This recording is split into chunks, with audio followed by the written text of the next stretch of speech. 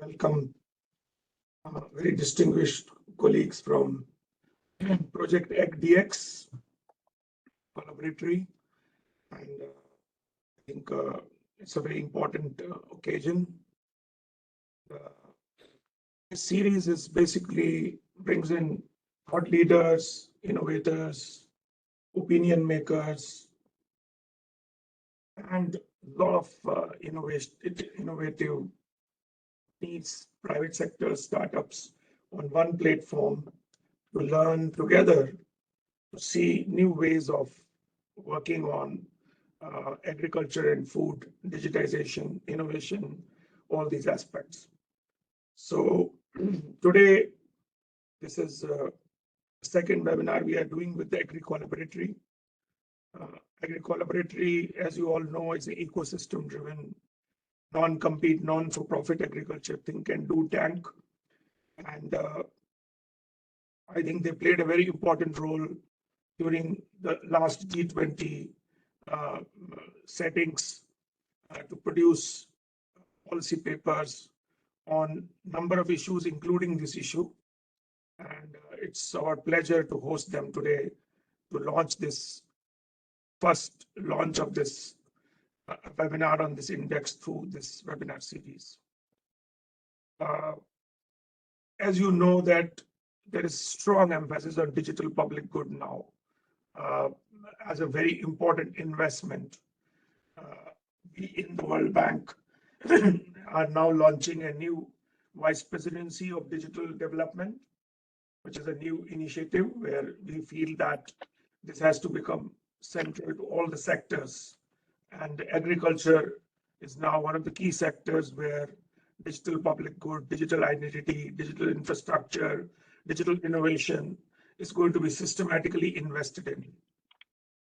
Now, if you want to invest, you need to know what is really happening at the confluence of agriculture and digitization. We did some time back, IFC and the bank did a deep dive, and we really looked at many countries and see whether we can classify them. And based on a number of indicators which came from agriculture and digitization, we came with kind of a classification which had nascent, emerging, and developed. And we have some kind of a classification which is used for making investments. But this is a topic which really needs more work because it's not automatic that digitization of agriculture will lead to impact. There are a lot of things which need to be in place. As we know clearly, we thought that AgTech will piggyback on FinTech. It has not happened. AgTech still lags FinTech by almost 10 years. And so it means we need to really see what are the essential ingredients into as whatever we are calling digitization now, and see that by developing a methodology, testing it, and looking at certain countries where we make systematic investments as we go forward. So we are looking at this as a very important contribution to our future investments. And I think you can see there's a lot of interest in this topic. I think when I posted on LinkedIn, almost 6,000 people have read this post, so which is one of the more popular posts, I can say. So it means the interest is very huge. Registrations were very high, but obviously you know that our series is watched by people even after the event is over because it's recorded, and under our Edcast series, people are able to watch it at their leisure. So even 110 people joining in at this stage is quite a number, I would say, and I think it will increase if we include the people who will watch it later on. So congratulations to Nipun and colleagues for hosting it. I really want to quickly say who is on the panel, and probably I'll introduce them when they come in. So Nipun, known to all of you, also was the lead presenter for our last thing on agriculture credit. Nipun, everyone knows Nipun has a big career across private sector, and now working with governments and IFC right at that stage, advising them. I'm also great pleasure in having Sanjeev Rangras, who is also has a very illustrious career with private sector, McKinsey, also board of unicorns and also venture partner in funds and all that. And I think he also played a big role in ITC on these sustainability issues and other things. And various his career, you have the whole bio, because we'll finish the whole webinar if I start reading all the bios. So I will not do that. Third, Amit, who is going to be, I think, talking a lot about these things, is already chairman of Institute for Competitiveness India, lecturer at US ATMC Stanford, where he teaches course on competitiveness. And it's a very important track. And the way we talk to governments now, when I talk to ministers, I take a competitiveness lens, and I give them 5 countries which they are competing with, and how other countries are becoming agribusiness more competitive because they have invested in the digital architecture. So I think competitiveness is a track we will follow there. And then I think our friend Jawu, we know Jawu is a close collaborator in many of things with us at IFC, and he's a consistent thought leader, emerging as a thought leader within the CGIAR system on the digital innovations. And he's doing very path-breaking research. And Jawu, warm welcome to you as well. And finally, last but not the least, Ram Dulipala. Last we met in Nairobi. I remember he's also someone in the CGIAR system who really has worked on digital transformation tirelessly before it became fashionable also. And so Ram, warm welcome to you, and look forward to listening to everyone on this. So I would now ask Nipun to start, and then also explain, the sequence which we will follow today. And all this webinar is being recorded, and all the people who are registered will get a link to this, so you don't have to worry about that part at all. And I think my colleague Sunil is going to put in also the link to all the other webinars. So if you have not watched our earlier webinars, please go to that link and watch them at leisure. We also did an open learning campus course on digital agriculture, which was subscribed by 6,000 people. And about 1,800 people are now certified under that course. We're going to launch a second edition of that course very soon. And a lot of people who are on this panel today, we will draw on you when we launch that course as well. Thank you very much. And over to Nipun. Thank you. Thank you, Pamesh. Can you hear me clearly? Sanjeev, if you can start presenting as well. Yeah, sure. All right. So, Pamesh, first of all, thank you for this second opportunity to talk to several of your colleagues and also people around the world on several important topics. I mean, we enjoyed the conversation 2 weeks back on agri-finance, and now we're going to a slightly different direction, but we're going to talk about 2 very interesting and equally critical topics. But before that, thanks to Pamesh, you, and to all our colleagues, all our volunteers, all our partners, our eminent folks on this panel who have been supporting us as we go along. Sanjeev, if you can move to the second chart with the agenda on it, I'll quickly talk about how we're going to run the next 90 minutes. I have moved it. Can you see it? I moved it. No, I'm not able to see it. Okay, but that's fine. That's fine. So we are going to, as I said, talk about 2 things. The first one is a digital index, and in the LinkedIn post we spoke about the need for a digital index, but we're going to spend more time talking about not only the needs but also the framework and how we think about a digital index. The fact is that if digital agriculture is so important, we should be able to measure it, we should be able to assess its impact. And the fact is that we do not really have a good index at this point in time. So what we started work on it about a year back, but what we are going to do today for the first time is to preview this index. It's designed for India and then scalable up to Kenya and to the global south. And Sanjeev, my colleague and co-founder of the Agri Collaboratory, along with Dr. Amit Kapoor and others, are going to walk us through that.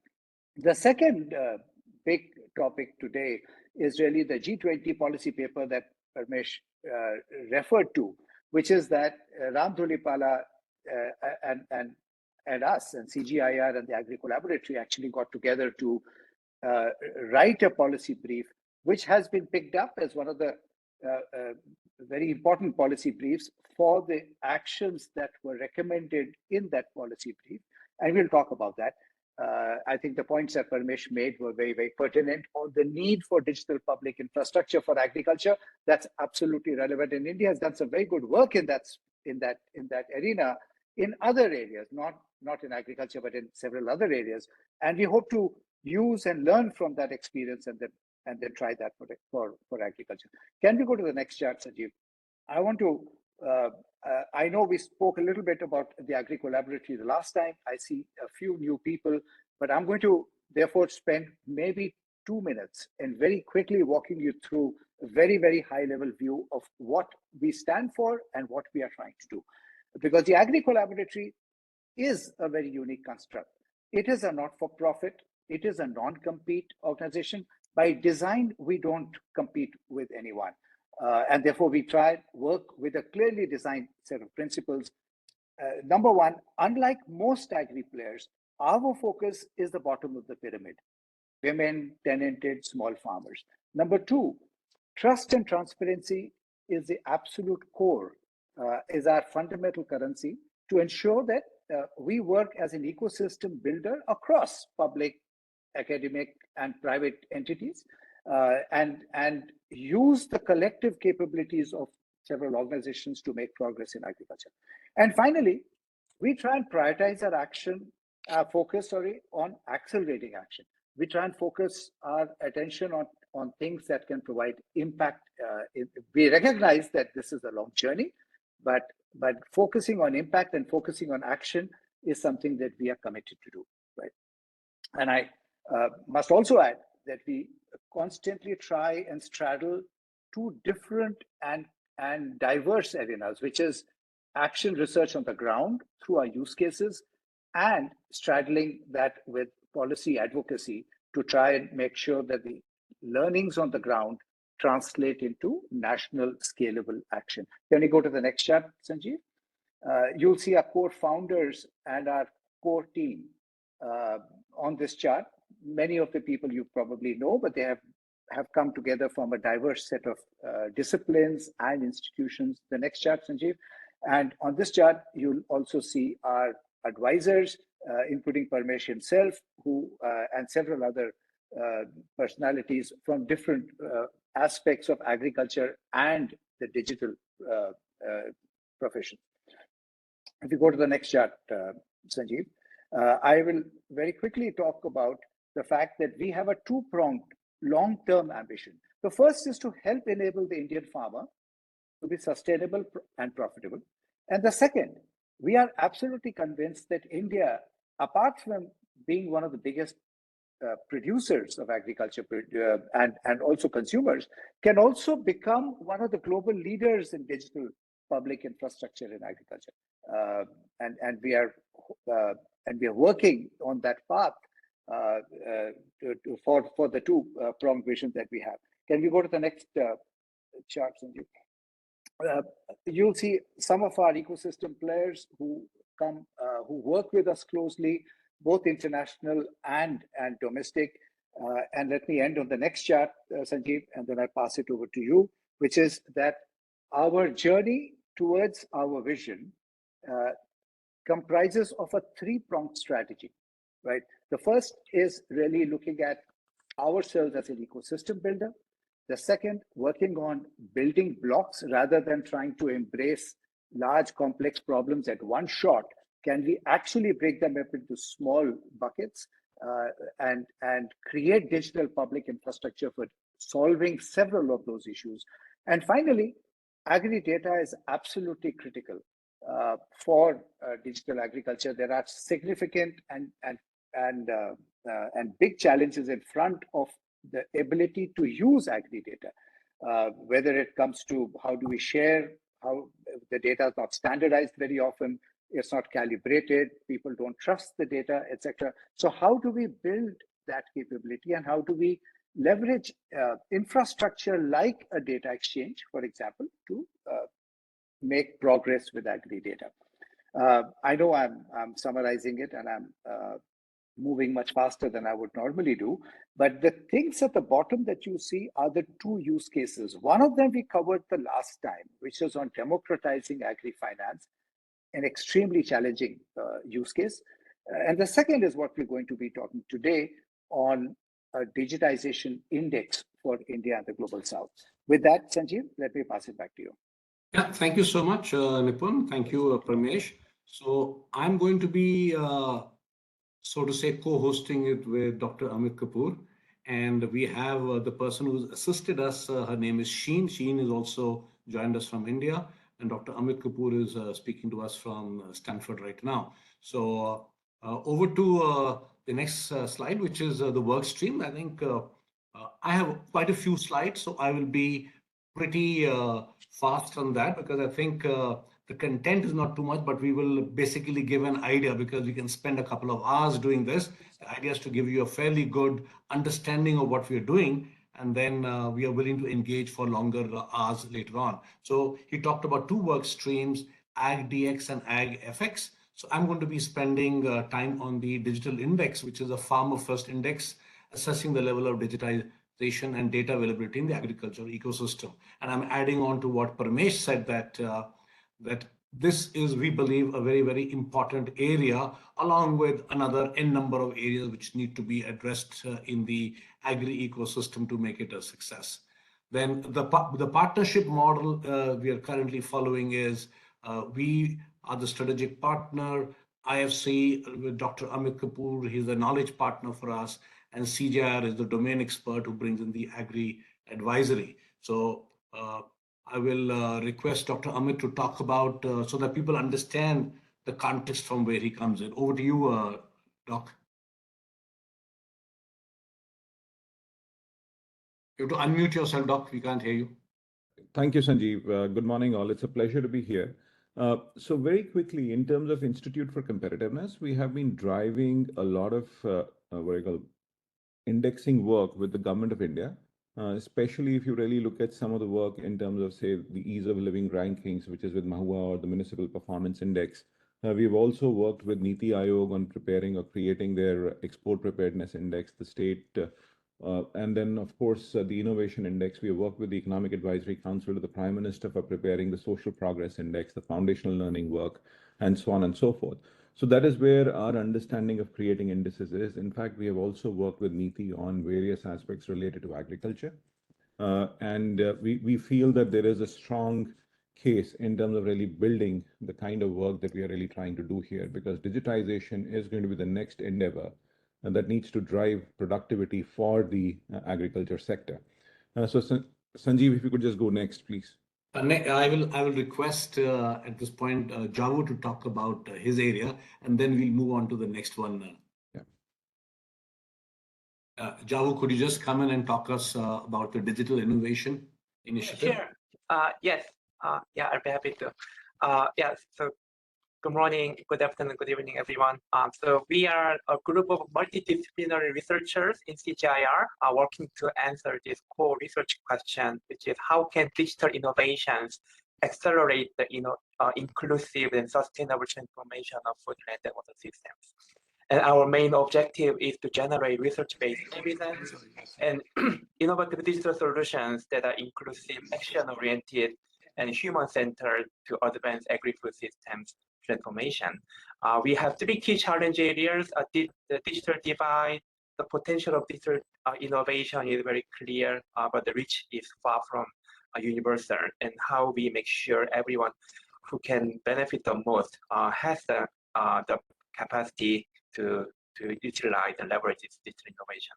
And also inadequate information, how we can make sure a real-time monitoring of food, land, and water systems are becoming increasingly more possible, and how we can make sure to use that information to make better decisions.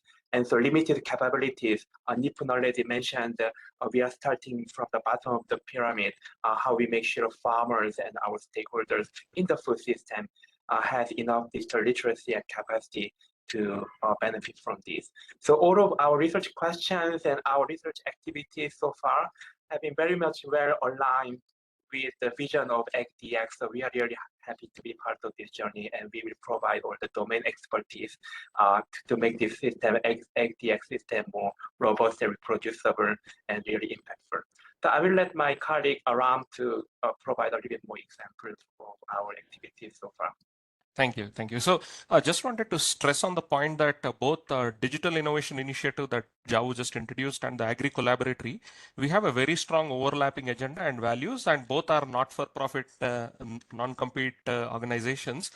And if you just recollect the earlier slide where Nipun presented 3 pillars, as well as those 3 pillars kind of converging into 2 use cases, pretty much over the last 1.5 years, TAC and Digital Innovation Initiative have pretty much been working across all the 3 pillars and across all both the 2 use cases. Including the AgFX project that was presented last week. There also CGIAR was a contributor along with Govt of Telangana and the Indian Institute of Science.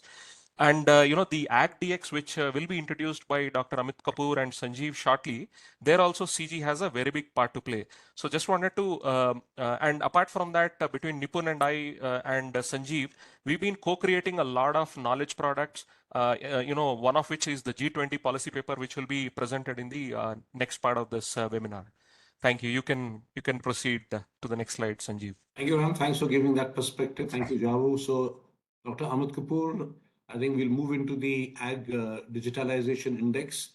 So we keep interchanging between digitization and digitalization, but the emphasis on digitalization. So please don't misunderstand us when we use those words. So over to you, Dr. Amit Kapoor. So thank you, Sanjeev. If you really look at this whole idea, what we are really looking at is to understand as to how the performance of agriculture in various sectors is actually, or various locations is happening. If you really talk about India, I've always said that India is not exactly one big economy. You have to really look at it some parts of whatever it is. Like you have to understand what is happening at the states or what is happening at the district, because the sum total which makes India competitive. It is not that you have to just look at it as an aggregated view. And this is where we want to actually create what we would call as the understanding agri performance at a granular level or a spatial level, which is much smaller level in terms of geography. So the measurement of agri performance of a region is linked to what I call, there is some data issues that we are actually talking about, but there is a larger depth of things that is happening here in terms of understanding what happens across the value chain. And then, of course, as we really look at building this index, there is a huge positive that is going to happen, because right now, of course, there seems to be a data lacuna, but we are going to be able to create something substantial over a period of time. Because from a fundamental viewpoint, what we really understand is that the next level of productivity improvement in agriculture is going to happen through usage of technology. And when I say technology, it is going to be digitization here. Fundamentally, because the moment I'm able to look at the smallest level of geography and understand its challenges and understand the issues that are there, I'm able to create interventions which can actually have a huge impact. Because I think with the what I call green revolution that India has actually had, there has been a substantial impact that we've been able to do. But where is that next level of transformation going to happen? So that next level of transformation is going to happen from digitalization. And then, of course, the fundamental understanding again is that digitalization will help us understanding the data per se. We will actually be able to remove information asymmetries that actually exist, and this is going to lead us to build up what we would call as agri performance. And so that is what we are really looking at. So can we quickly move to the next slide, Sanjeev? And when you talk about measuring productivity or agricultural productivity, and this is where we are saying what's the factor productivity for agriculture, and we say that fundamentally what we have always said is that it is a function of enabling conditions. And of course, like if you really look at the performance per se, but as we look at the future is about seeing that there is going to be that digital index that is going to get created, or digitization, or various factors of digitization, which is going to create the productivity or enhance the productivity over a period of time. There's a very fundamental point here that I'm coming from. Like we have always been obsessed with the idea that there is something called as a high-tech industry or a low-tech industry. there is nothing like a high-tech industry or a low-tech industry from my point of view. There are high-tech firms or low-tech firms. You can have such huge levels of technology play on agriculture that we have not even seen the tip of the iceberg. Say when one technology play has been, say, understanding how to use water and things, and now you're suddenly talking about other aspects which can actually be built here. So when we are really talking about measuring agricultural productivity and what are the factors which have an impact, we are saying that digital infrastructure, digital initiatives are going to have a huge impact on this over a period of time. Thank Sanjeev? you. Yeah, thank you. So basically, repeating that the core ethos is digitalization of agri-systems will be the key catalyst in transforming landscape, not only in India, but as Nipun said, Kenya and Africa and the global south. So this is just a pictorial chart of the entire value chain of the agriculture, and we believe that it can have an impact at every single node.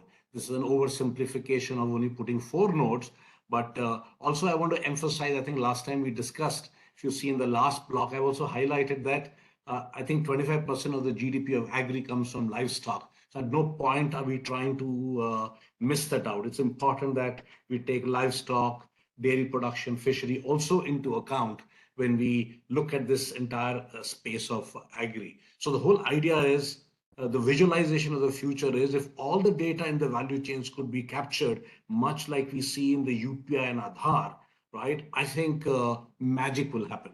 So that's what we are looking at. And we see small elements of this, but we don't see it, the thread passing through all the 100 needle heads that we have. So very clearly, the AgDx is a multi-year agri-digitalization index using public data. Please understand, we're using public data. We're not creating any fresh data. It'll assess the maturity levels of digitalization in agriculture across Indian states and the global south. It'll provide actionable insights. So once you have an index, what gets measured gets done.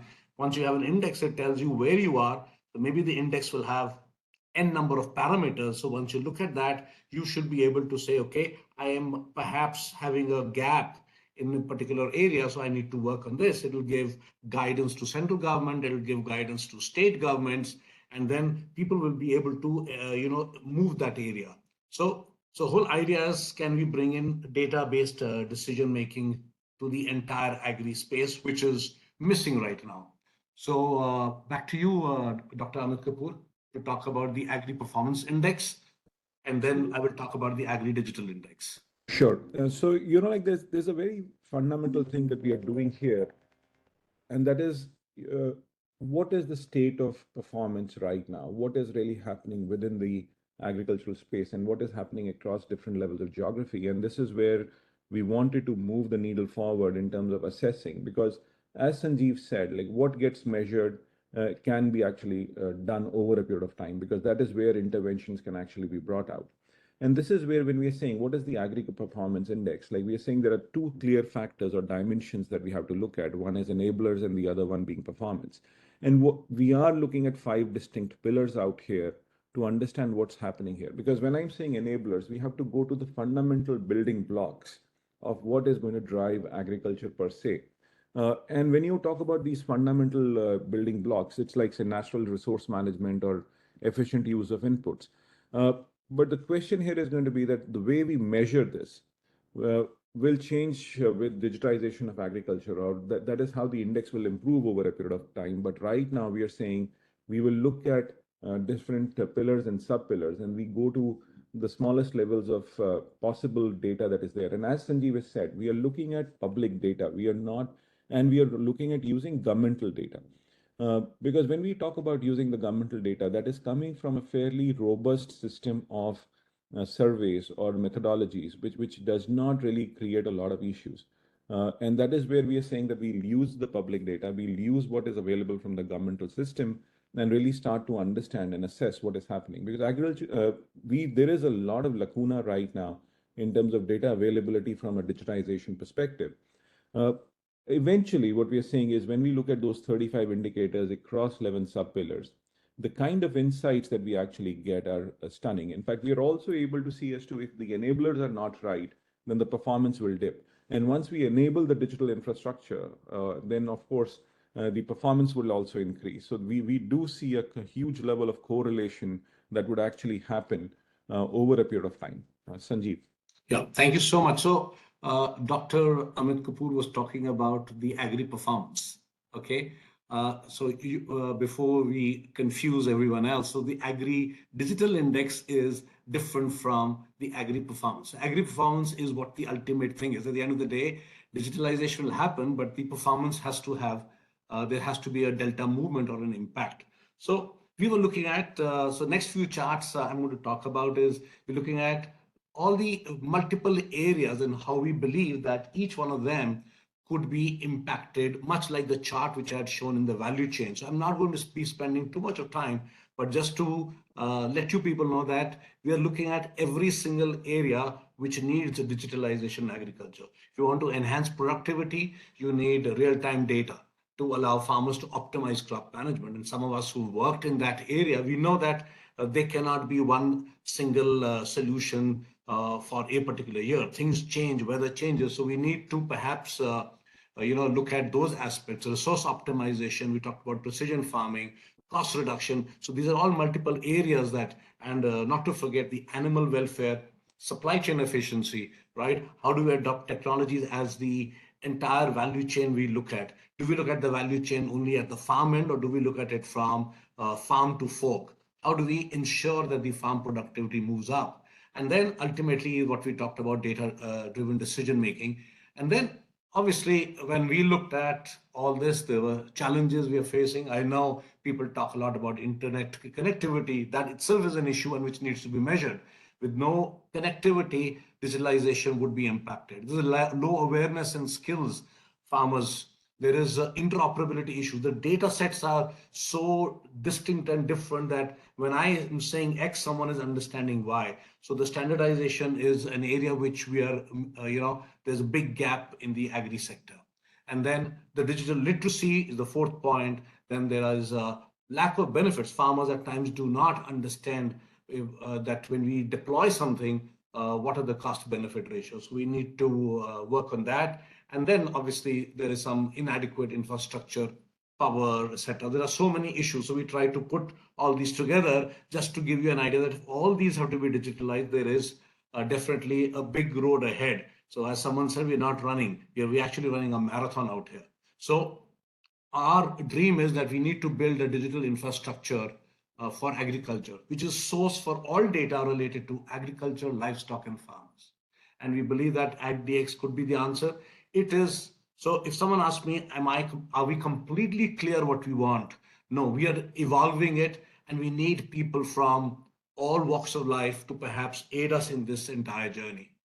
So I will now spend some time on the Agri Digitalization Index, just to give you a flavor of what we are thinking of, right? It is a snapshot. It is it's not detailed the way people would want it to be, but we are evolving it. And then we will have the Agri Performance Index from Dr. Amit Kapoor. So what we are saying is that when we looked at this, what will we do? We'll identify key parameters which will impact both agri sector and the farmer. So we have to list it down, and we start listing down, there are n number of parameters. Then when we looked at data, the thing that came to us was, is the data measured? Is the data complete? Is the data digitized? Data lies in all sorts of forms all across the value chain. And ultimately, is the data accessible to the public? The other day, someone was telling the Secretary of Agri of UP that I've been running to get this data from your department for the last 2 years, and I got it at the end of 2 years. So data is there, but at times not made available. So we will evaluate the maturity level of states across India, right? And then catalyze states and central government to work towards the goal of digitalization, and build an asset that would influence and accelerate the growing digital public infrastructure. We are not collecting data, folks. We are not collecting data. We are not building any products. We are not providing advisory services. So just wanted to raise that issue also. Sorry, there is an issue with my...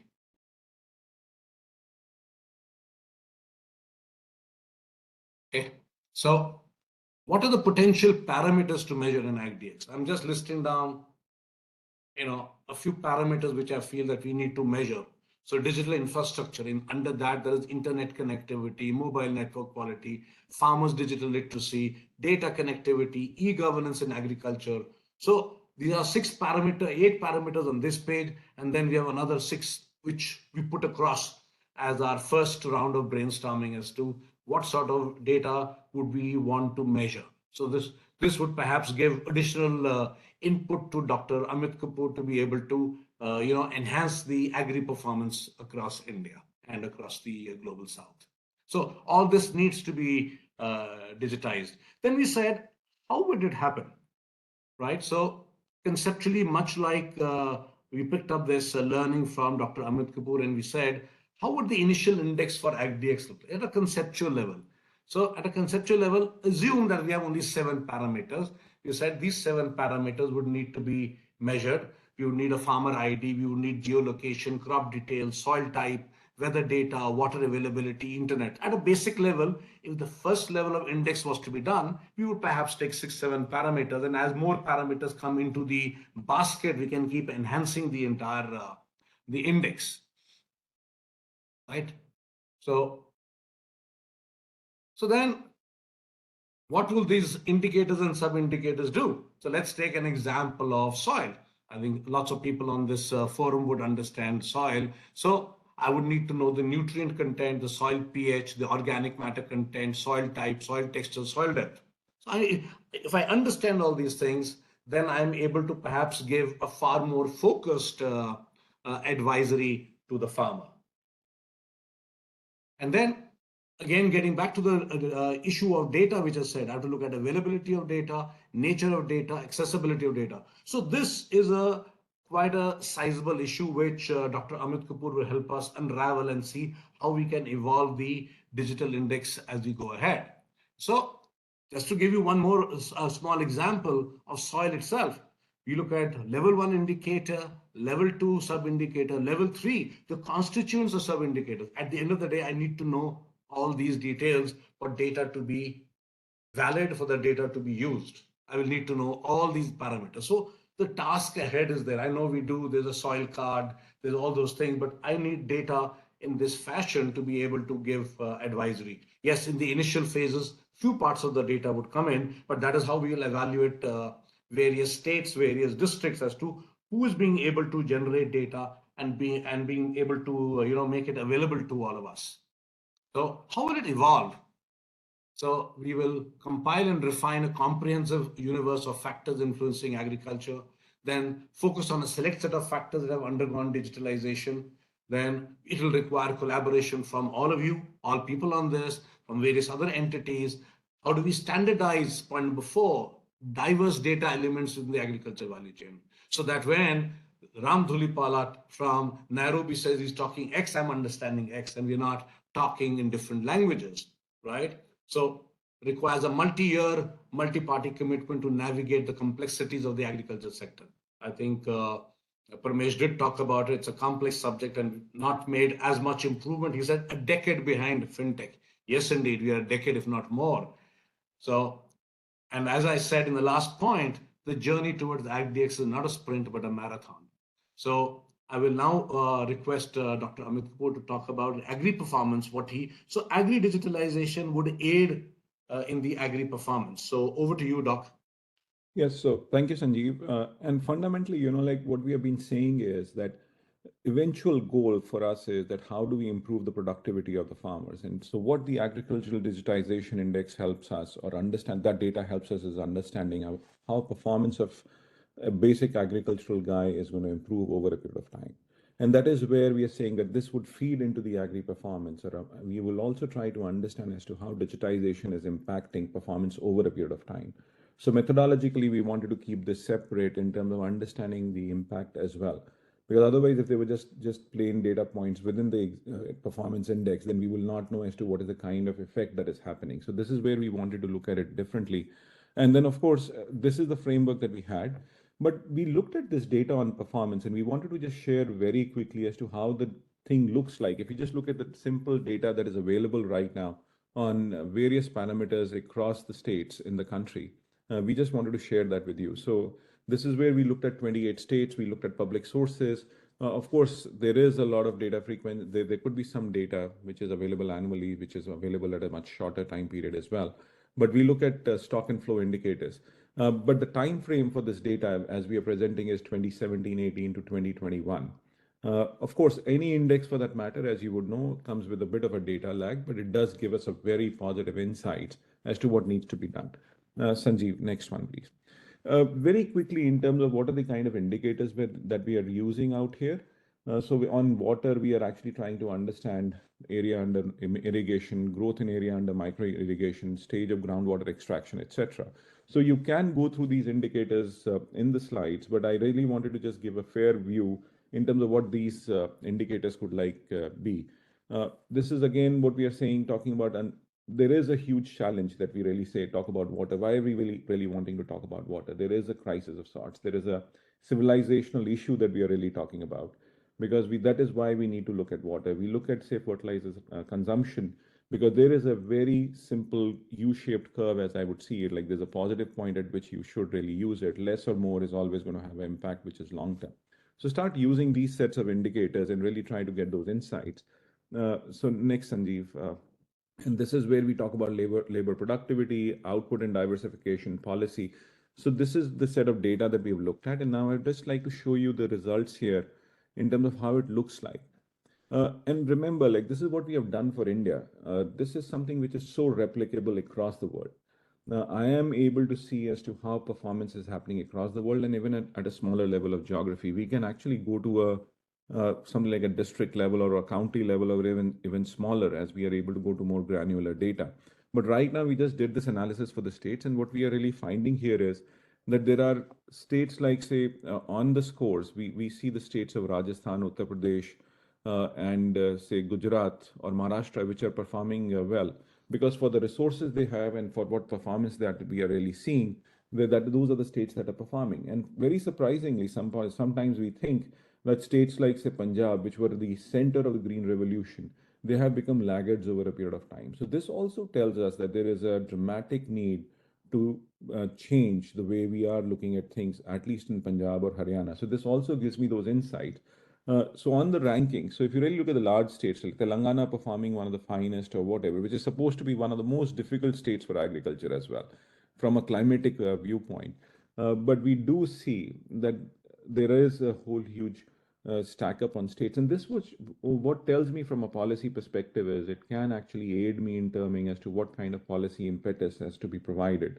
So this becomes a very important tool as I look at it from an investment point of view, from a policy point of view, and gives me some stunning insights.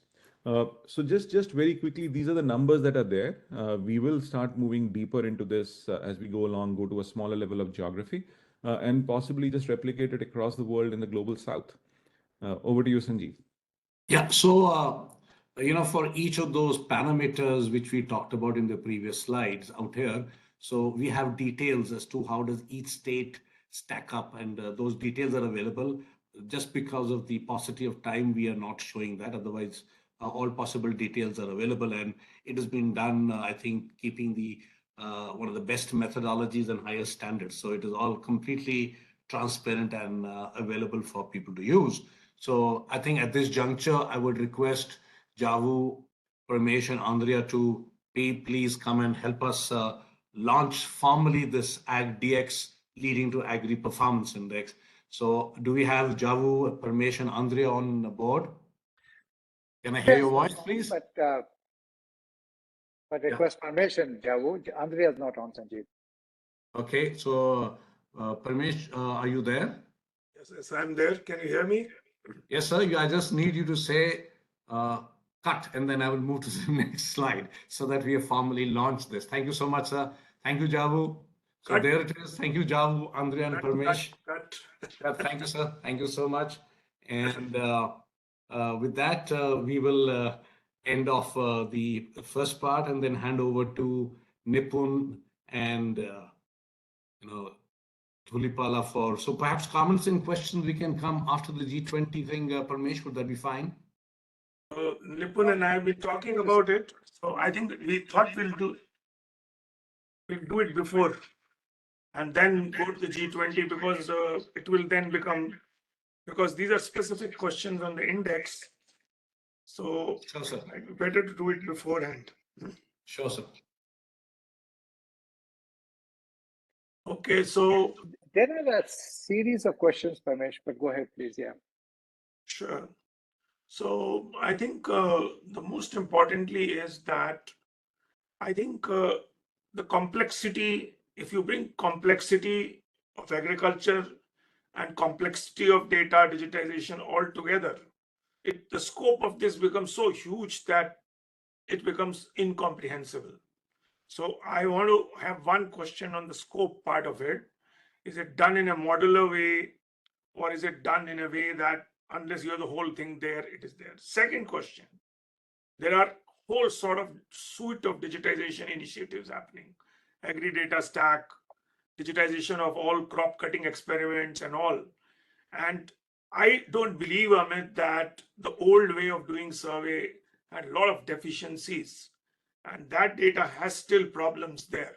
So we need to find some other ways of using the digital kind of digitization of this data and this crop cutting experiments, and use a lot of AI and other kind of techniques to really do this better rather than follow the conventional. And we have been having this problem with ease of doing business work, which has been disputed by a lot of people and all that. So that even any index runs into dispute on methodology at one point of the time.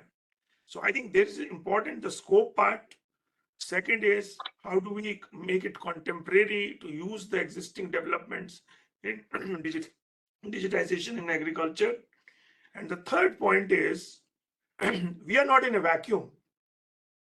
This data is being collected by private sector also, all the time.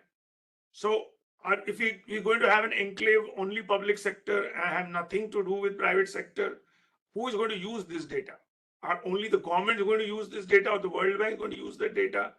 We are increasingly relying on private sector to also input into the data architecture, so that it is now sourced from different sources, and like this digitization of soil data, soil maps, earth observation data being brought in. So it's multiple data sources impinging on data and then making it more rigorous. So the three questions which I think I would like you guys to react is the scope question. The second is this question that how do you take into account the digitization of agriculture, which is happening through public investments? And then how do you interact with private sector there? It's very important. These three questions you need to, when you are designing something, and if I have to go and sell your index to another government, I have to be convinced about these three questions myself before I can go and sell it to anyone. Okay, so I think we should break a little bit here. I think you have explained a lot of questions. You're responding to the questions in the chat already. So I think there are good questions, clarification questions. Let's take these three questions, and then we see where there are other issues which are coming out of the chat. We can take one more round of questions, and then we'll go to the G20. Over to you, Nipun. You can decide how you want to handle it in your team. No, I'll jump in as well, Sanjeev, if you wish. But Sanjeev, Amit, why don't you go ahead on the questions that Parmesh raises on the three parts? Yeah, I think on the modular part, let Dr. Amit Kapoor respond, because that's exactly what he has done with the performance index. So over to you, Doc. So I think, these are very, very important questions, and we really need to actually understand as to what we are really doing here, or what we are trying to do, and how we are really trying to incorporate some of the ideas that Parmesh is saying. So one is, of course, clearly we are looking at a modular approach in terms of saying that can we really understand what is happening in various sectors, etc. And we are looking at that approach for a simple reason. It actually helps me in building the right index over a period of time. And it also helps me in understanding if there is that data gap, if there is that data is not available, then how do we really go about doing it? Because should we just say that there is just a perfect index or whatever? This is an evolutionary exercise from my point of view over a period of time. And then, of course, there was this very important question that you did ask, and that is, should we not use the private sector data? Absolutely, we should use the private sector data. I don't think there is any reason. But when I'm saying that right now we've just used the governmental data because that was something which was available across the spatial landscape when we were doing this performance index. We need to and we should look at data from the private sector. And the question here is going to be that how do I use sophisticated methodologies, as you said, AI or whatever, can we use that to really extrapolate it to various sets of locations, regions, or getting those insights? Because the moment we get to the smaller level of geography, you will need some very, very penetrative, localized data to really make that assessment. So it becomes important that we actually do it. The only thing that, and this was again when I said that I'm using the governmental data, is in terms of how we have done that exercise for the government of India. I'm not, since this is an index which is outside that purview, there is always a and we have to really create that positive impact. And there are multiple players who have to be impacted. It becomes exceedingly important that we look at other sets of data as well. Over to you, Sanjeev. Yes, and I did see some questions about Agri stack, etc. Yes, I don't think the attempt is to do everything, again. So whatever data is there in the ecosystem, and I think, Parmesh, you did raise a valid point that the factors are, n factors. So when we first sat down, so it actually, I was unable to, even comprehend. So the idea is, can we break it down into smaller parts and try and perhaps build a priority set which we would like to focus upon, which would then have an impact. At the end of the day, there's no point doing it unless it does not have an impact on the agri performance and ultimately an impact on every plot of land and in every village, in every district. That's what the ultimate aim is, that if the focus is the small tenanted farmers, at the end of the day, he or she has to make money. It can't be an exercise in isolation. So it is, to repeat, it is modular. It will look at smaller data sets. Do we have answers to everything? No, we don't. And the question you asked about the private sector data, I think Nipun would be a good person to respond, because there's a visualization of a data exchange where all data. So for example, you and I go and get our blood test done, and we have 10 companies, Path Lab, XYZ, and then we take a call which one to use, but data should be made available. So there are multiple organizations who could have that data available for various soil sets. The government data is there, others could also be available, and allow the users to perhaps, pick up what data they want. Right, which should also encourage, because a lot of private organizations, I've been speaking to a lot of startups, and they consider this data to be an intellectual property. But if someone is saying that I'm going to use and pay you a small amount for any innovation or do to use that data, perhaps people could be encouraged to share the data on a common data exchange. I think, Nipun, you can perhaps talk about the bigger aim for the Agri Collaboratory as to how do we build this entire digital public infrastructure and goods. Thanks, Sanjeev. So, Parmesh, if you recall the last time, we spoke about one particular use case, which was finance, which itself is a very complex use case, as you had highlighted, which we are attempting to work on using data. And the data is both public data, government data, private data, etc. And of course, the data exchange, as Sanjeev said, can play an important role in that, because the question when you're trying to work on a particular use case is how do you aggregate the data at high speed and at low cost, right? So that you can actually serve the small farmer. Now, when we talk about this index, the index in our head is only a way to assess and assess at three levels: the availability or the penetration of digital agri practices in a particular area. Second, being the maturity levels. And the third, finally, the impact, which in some ways is the performance index that Amit and Sanjeev spoke about, right?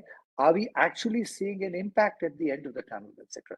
So when you're looking for an index like this, we should use any kind of data that's available, as long as it is in the public domain, as long as it is not primarily sourced surveys and information gathering, etc. And finally, we recognize that data is an issue. But in many, many ways, and I've said this so often, the absence of data is a huge call to action in a particular area, Parmesh. Right? So if you've got data on a parameter in 25 out of the states, why don't the last 4 states have that data? That question itself, it becomes a black mark or becomes in the index, it becomes like a absence of data, right? But that itself will spur us to take action. And as we go along, data will become available, will become better quality, we'll start to trust the data, and we'll start to use the data in different ways. But I believe we should definitely work on the private sector contributing to this in a big way, right? Most of or a lot of the private sector data is not publicly available, right? It can be made available at charge for a particular use case, but that's a different kind of a application of the data set. Anything else, Amit or Sanjeev, you wish to add? Yeah. The only other point I wanted to tell Parmesh that since I work in the startup area, there are times when people have visited the same village, 5 startups picked up the same set of data, same thing. So I'm saying there's a lot of almost 50 to 60% of the money or the cost is being spent on doing basic, surveys. So whether you're an agri advisory, whether you are looking at the harvesting side, whether you're looking at the storage side, everyone visits the same village and collects the same set of data. So there may be multiple advisory companies. So the idea is that could we make one pure set, so to say? I know it is utopian, Parmesh, but idea is that at least there's a dream that if you can do that. And then someone did suggest to me, why don't you pick up 4, 5, 10 villages across India, try and put a ring fence around it at a conceptual level and try and see and validate this and get all the possible data from there. Is it possible? So that's what I'm ending off, and back to you, Parmesh. I'll just say one thing, Parmesh, before I hand it over to you. There were a couple of questions here on the business model, right, in terms of how does this index work, and while we don't have 100% clarity of what could happen in the long run. In the short run, we recognize that this needs patient capital. This needs a way to construct the index over the next couple of years and establish some proof points. We also recognize the fact that we would, and our attempt is to make it into an actionable index, which is that you take for example, the kind of framework that Amit showed across different states. Obviously, you'll have to go far more deeper than that. But as you do that, sit down with state by state and figure out how does a particular state, which is lagging in a particular area, catch up with some of the others, and how do you kind of spread the learnings across. So in the long run, I think the business model is that it will be partly funded by maybe the investor community, maybe by the global developmental organizations, because the index will point them towards areas that need help, areas that need focus, or areas that can drive flow of capital. Even private sector startups, etc. Where should they go and invest their time and energy to work on? But back to you, Parmesh. Thanks a lot, Nipun and everyone else. I think it's a good conversation, and I think required at this stage.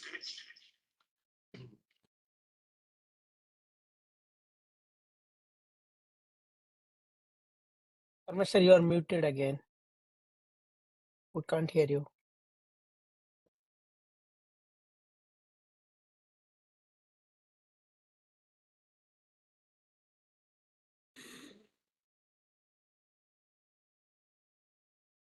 So I'm going to.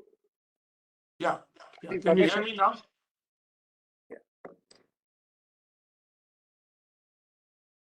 Yeah. Can you hear me? Can you hear me? Yes. No?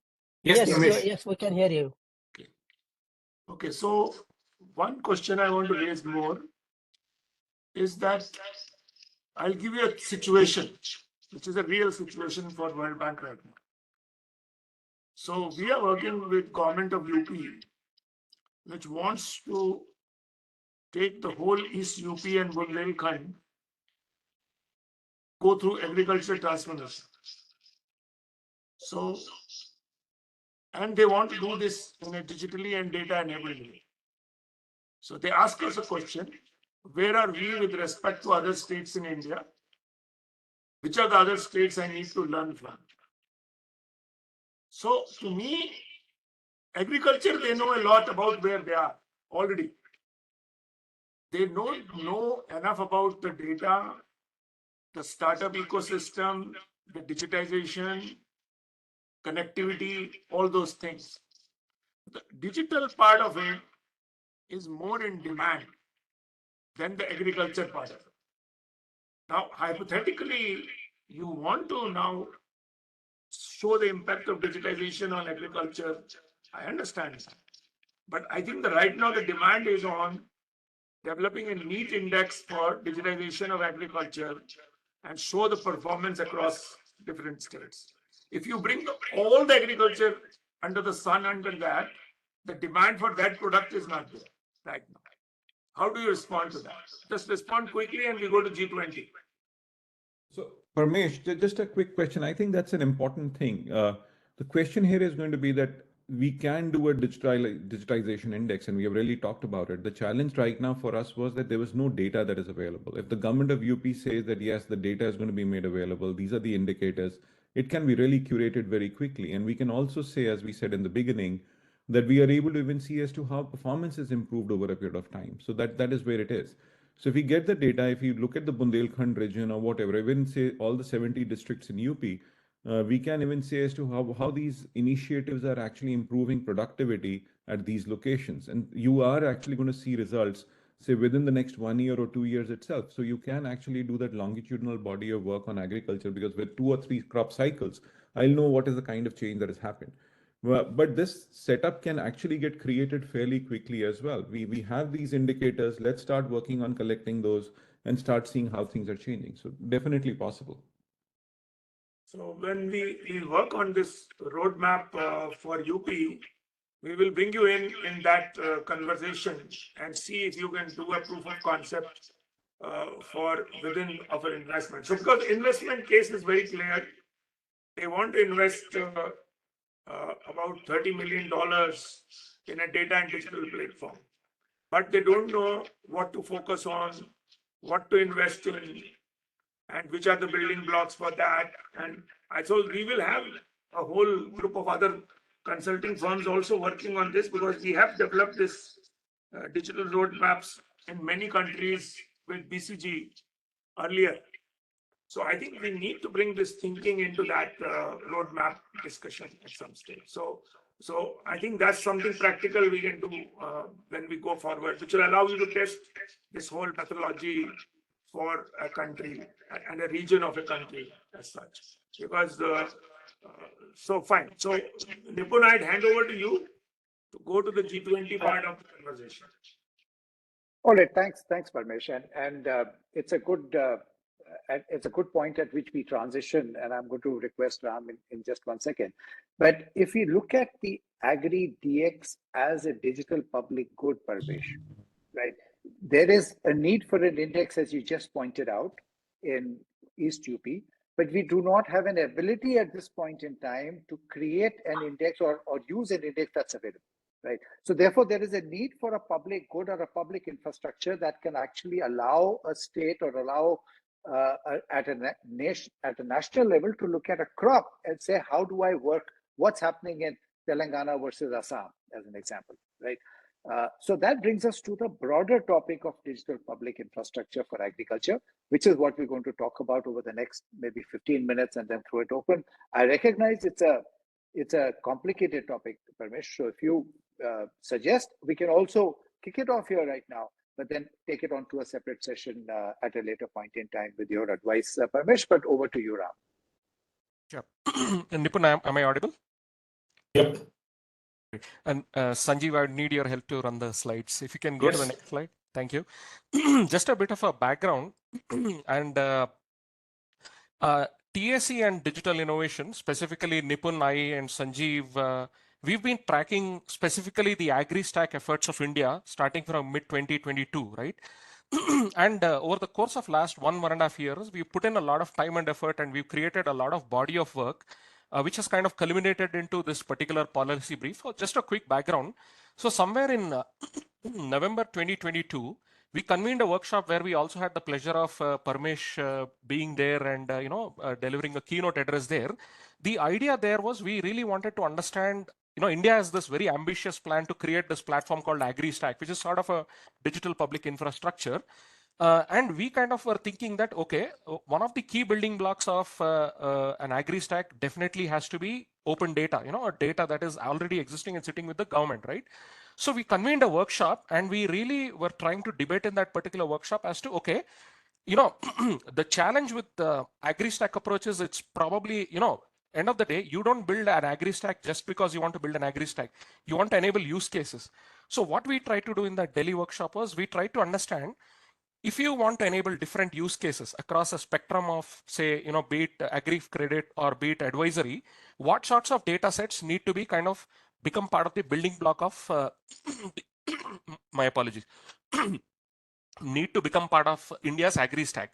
So we had a very comprehensive discussion, and we were able to bring out this particular report, again in collaboration between CGIAR's Digital Innovation Initiative and the Agri Collaboratory, where we identified 7 key principles that are critical for mobilizing open data, which could power India's agri-stack, right? And as luck would have it, the budget speech that the Finance Minister of India gave in 2023 in February, the finance minister coincidentally mentioned that India would be investing in creating a digital public infrastructure for agriculture. So what Nipun and I did was we kind of combined some of our learnings from the paper we did of the 7 principles, and we converted that into an op-ed. And then we also started interacting. So Nipun and I and Sanjeev, we also started interacting with people like Dr. Pramod Verma, who is also the architect of India's Aadhaar platform and UPI. And that has actually culminated us into producing this G20 policy paper that we will be presenting shortly.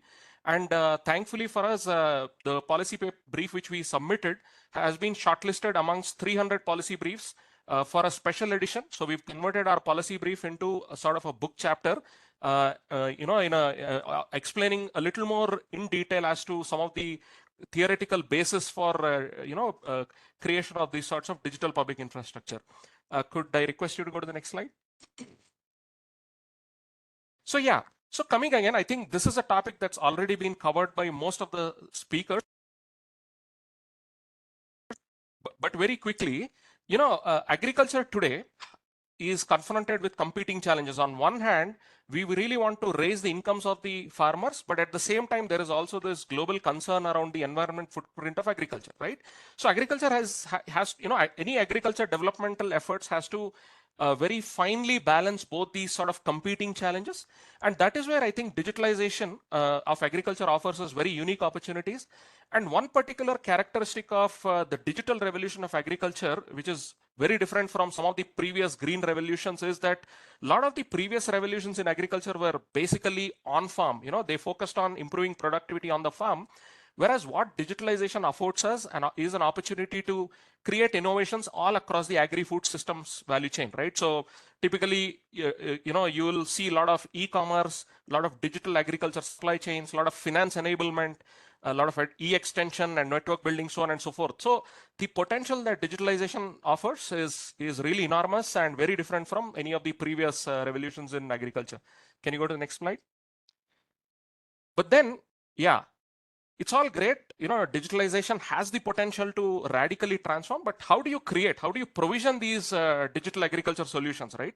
Now, globally, if you look at how digital agriculture efforts are kind of getting provisioned, the challenge is if you start creating digital ag solutions as full stack implementations, if these full stack implementations are totally driven by public sector, that is government or subsidiaries of government, build the stack, create all the services, roll out the services.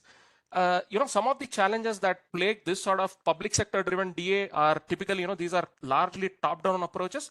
And we all know most public sector implementations suffer from poor implementations, very often do not have a great user experience. But the positive side of public sector driven digital agriculture efforts is, if done right, you can really hit scale. You know, the classic example is something like UPI, which when done well, it has really achieved scale, right? Now, on the contrary, if digital agriculture implementations are totally private sector driven, that is, some few big, large private sector companies start investing in creating full stack digital agriculture implementations, and if they are the ones implementing it, now they are traditionally known for being very good with customer centricity and giving good user experience. But the challenge is they will be driven totally by profit, and you know, there is a chance that their solutions are only cater to the farmers who can afford to pay, and therefore, without realizing it, they will exclude the small and marginal farmers who could probably benefit more from digital agriculture solutions, right? So essentially, our G20 policy brief argues for a public-private partnership model to implement digital agriculture solutions, wherein the PPP mode could basically help us achieve scale without compromising on the social objectives, that is inclusion and being able to, you know, provide services for the small and marginalized farmers. If you can go to the next slide.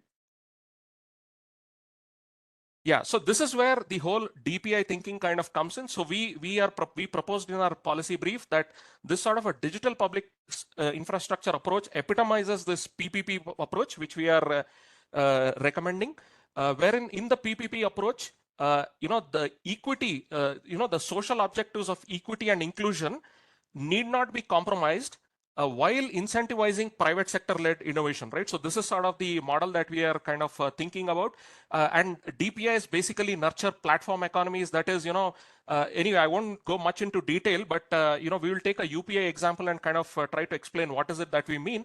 But one concept we also wanted to highlight is we do think that a DPI-led approach also has this characteristic of creating a long tail of digital innovations, right? Like, especially in a country like India, where if you try to create monolithic solutions without having sufficient flexibility to factor in the numerous localized variations, right? The development, you know, the monolithic platforms become very complex and very expensive to build, right? So that is where we also believe that a DPI approach is a very efficient or a very elegant way to kind of bring about private sector driven innovation without compromising on, you know, providing context specific services. Maybe go to the next slide. Yeah, maybe here I will just pass it on for Nipun to kind of explain a bit about what a DPI is and what some of the constituents of DPI are.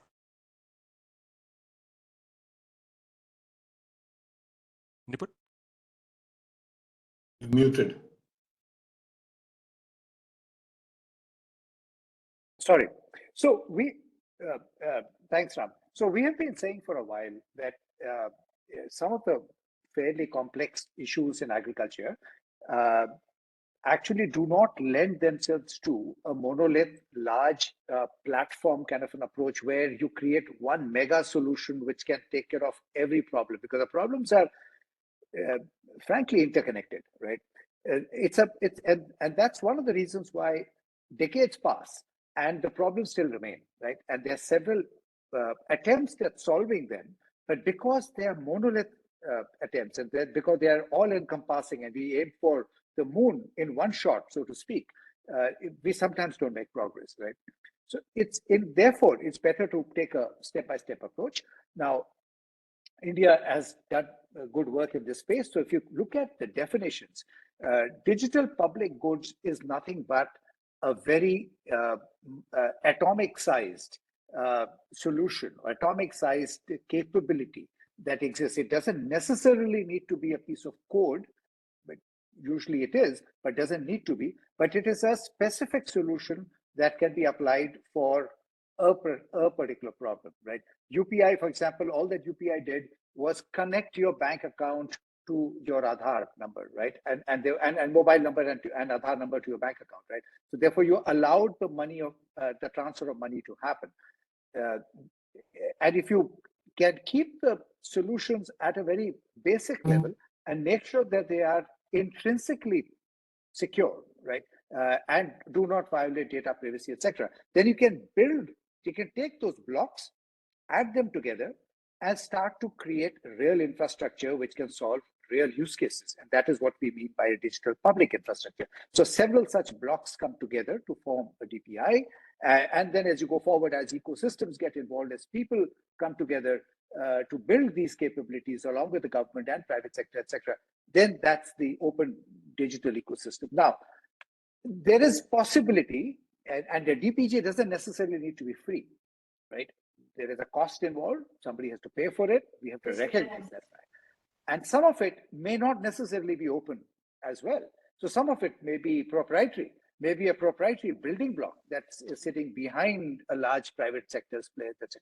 So we just try to simplify the definitions of different terms that we try to use, which is a building block, a DPG, a DPI, and an ODE. Back to you, Ram. Okay. Sanjeev, you can quickly move to the next slide. I'll go a little fast in the interest of time. Yeah, so these are some typical examples of the DPI which have really been transformational. I think the India stack or the UPI story has been like one of the most famous stories of India, where basically the government, public sector invested in creating this massive digital public infrastructure called Unified Payment Interface. But most of the payment solutions are all private sector driven, right? And the beauty of the solution is I might be a Google trying to create a payment solution, so I can hook on to the DPI and offer my customers a payment solution. Or on the opposite end of the spectrum, I might be an entrepreneur working with, say, 100 farmers, and I'm trying to create a very unique payment solution, which is very, very unique and specific to that use case. And the requirement for them is so unique and so small that the likes of the Googles of the world will not even look at it because it's not viable, right? So that is where I, as an entrepreneur, can come in, create a solution without necessarily underwriting most of the cost of the heavy backend, right? So that is where I use this DPI. So these are some examples of how India has really been able to transform the space of financial inclusion using India Stack. India has also done the same with the education space as well. Like if you know about this platform called Diksha, which runs on a DPI called Sunbird, built by the foundation led by Mr. Nandan Nilikani, right? So these are some classic examples of some DPIs which have been transformation in other areas. If you can move to the next slide. And in the case of agriculture, it's not as if we are starting from scratch. There have already been investments, some fragmented investments here and there, where there are already some DPGs that are already available. So as Nipun said it, what we probably need is some sort of an architecture to kind of pull all these DPGs together and construct some sort of a DPIs and also then cultivate those open digital ecosystems, which could then kind of create the use cases around it. So again, I won't spend much time and detail on these different DPGs. If you can go to the next one.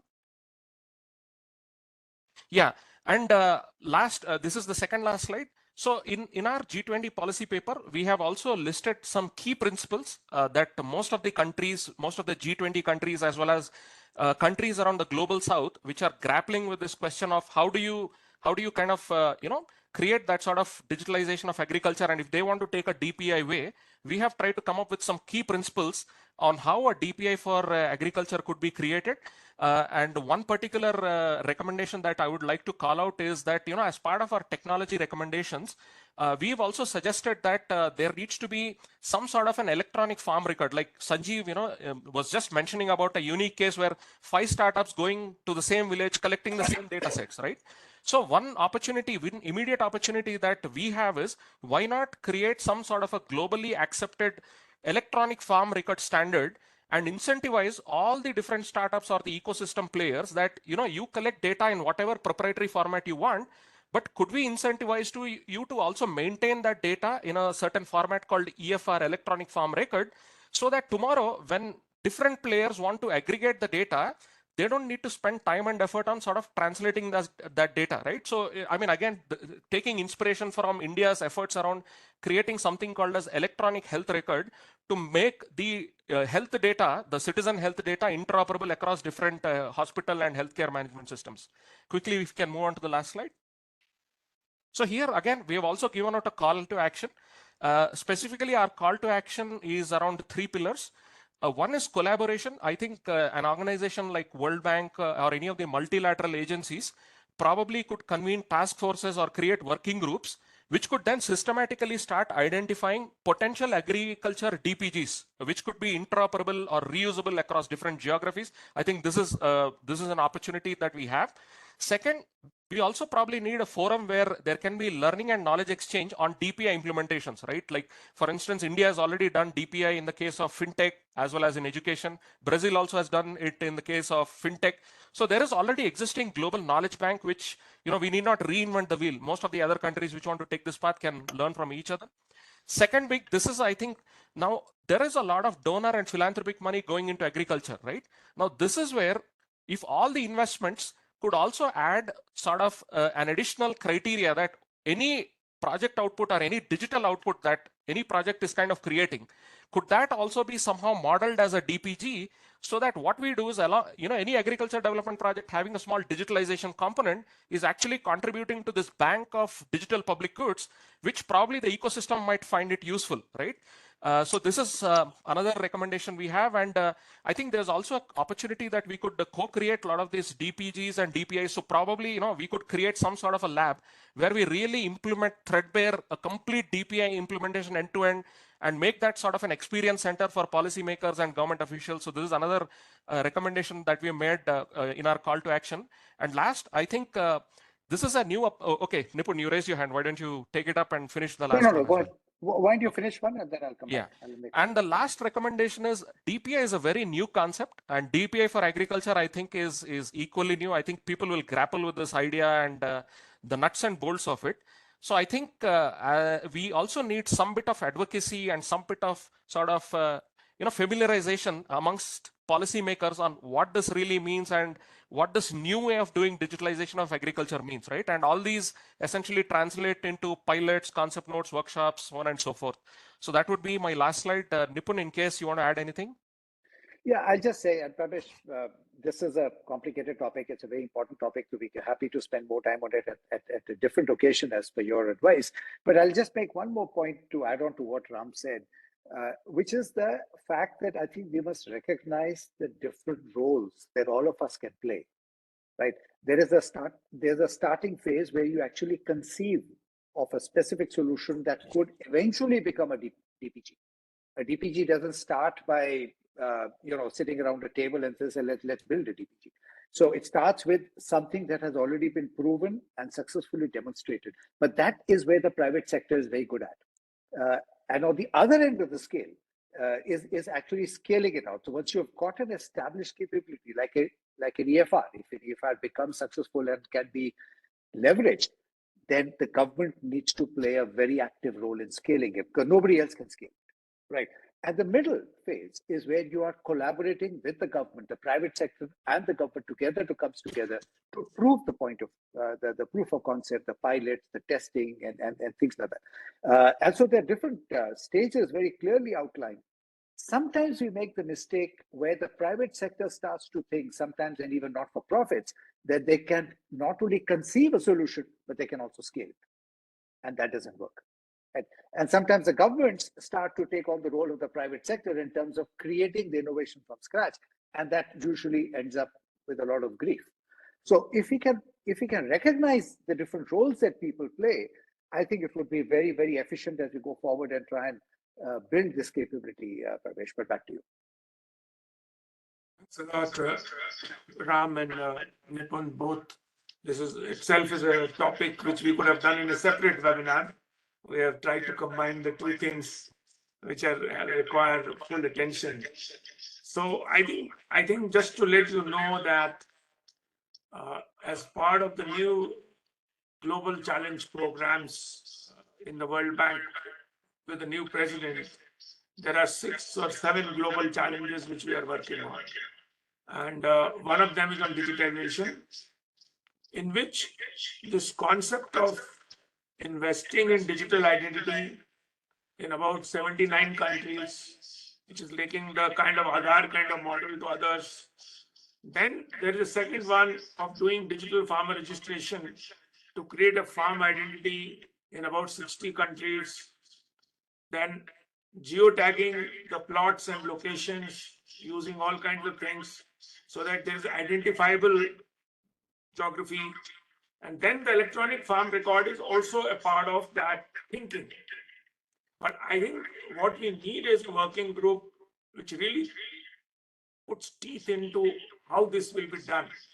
Because I think the what is now known, Now I find that the World Bank does two types of things. We do advisory to the government, a lot of knowledge learning at the stage when they are conceiving a policy or designing something, or when we are investing. So we're going to invest 350 million now in this new UP project. Okay. Now we have managed to convince about 50 countries globally to invest at least 10% of each agriculture investment into data and digital innovation ecosystem. That we have convinced post-COVID. It has now been easier to convince the government to do it. But the fact of the matter is that if you want to make $1 billion investment globally into a data and digital innovation ecosystem, the human capacity, both within the World Bank or within the government or within the broader ecosystem, to accompany this intensity of technical assistance is underwhelming. It's very low. And I lose my sleep because I have convinced the governments to invest. But when the government asks us how to do it, how to make it work, we have less answers. So I would say that let's pick some geographies and work together. I believe in not doing very big things. The concept should be big. There should be a theory of change. There should be a design. There should be a framework. But ultimately, we should pick certain geographies and demonstrate it. Now, what I like in UP currently with the current leadership is that they are making honest efforts on all fronts. They still need a lot of technical assistance. They have asked us for a management unit which has at least 10 to 15 experts on this, working with them, because ministries of agriculture don't have a data or a digital DNA. So you cannot do something if there is no DNA.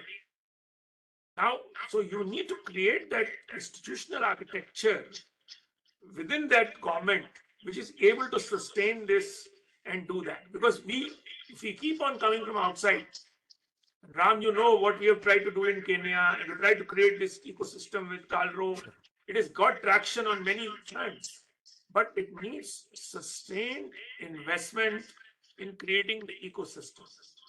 So what we will give you is that for both the index as well as for this thing, what we are talking about, the DPI, let's pick a couple of geographies and work very intensively there and demonstrate to the government that this is not a concept, but it is doable, and convert it into an investment. Because ultimately, UP government will have to have at least 35 people working in Ministry of Agriculture on this.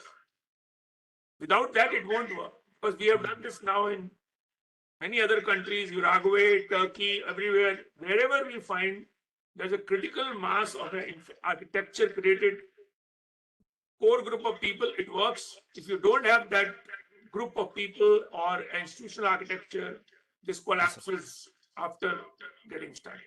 So I think I want to thank all of you, Nipun and Sanjeev, Amit, Ram, Jabu. I think you are fellow travelers on this, definitely. And these are all very futuristic and forward-looking things. I don't see the problem of demand. We also have a problem in the World Bank that we don't have critical number of people who can lead these operations. So whenever our teams go and convince people to make investments, they are able to tell them to do it, but when the people ask them how to do it, we flounder. So I think we need to create a whole, a working group initially, but we need a crack team to work with governments on this. So Absolutely. I will definitely call on you to take this forward, and let's see how we can make it work in certain places, because the investments are going to keep on coming, so it is not, and if you take too many of them, it will also not work. So we have to pick some and make them work there. And so when we share these proceedings probably we have another conversation with you in terms of debriefing. And then I'm in India for next 2 weeks after 1st February. I'll call on you guys so that we can have another meeting with UP government and other people to do that. I'm going to go and meet them, spend 3 days in UP. I'll start raising these issues with them at that stage. So thank you very much. And thanks to all of people who managed to stay till the end. We had, I always measure the mortality rate in these webinars. So we started with 150, we are left with 100. Today that rate is 75%, which is pretty good. I must say that we have very diehard people who want to learn about this topic. And I'm sure more number of people will learn in their own leisure once this recording is more made available. Please feel free to contribute your ideas. And we have noted down all the chat questions. And we always also circulate the chat proceedings also as part of the recording as well. So please watch this space. The next webinar will be in another 2 weeks, and please watch for this announcement. Thanks a lot, Nipun and colleagues, and bye-bye. Thank you. Thank you. Thank you. Thank you, everyone. Bye-bye. Thank you. Bye.